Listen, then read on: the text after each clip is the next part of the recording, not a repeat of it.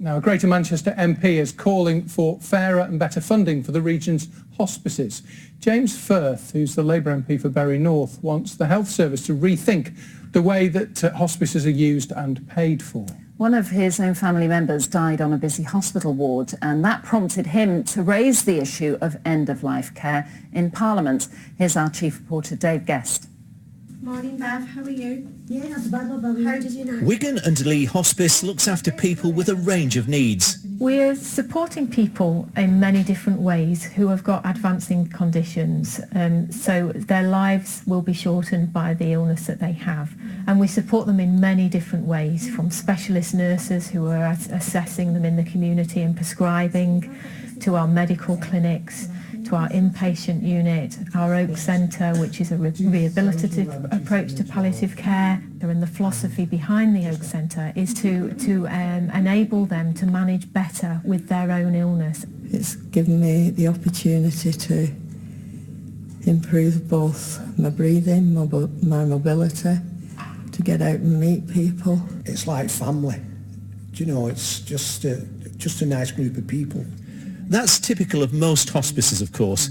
And here, there's no shortage of users who say this place is achieving its aims. They really care. And they have compassion, you know. And I think you have to be in here to actually see what these guys do and how amazing it is. But providing this level of care doesn't come cheap. It costs £4.2 million a year to keep this hospice in Wigan running. Now, they only get less than a third of that cost from the NHS. They have to raise the rest themselves. That means raising £9,700 every day to keep the place going. And different hospices across Greater Manchester receive different levels of funding from the public purse. Those levels can vary from year to year.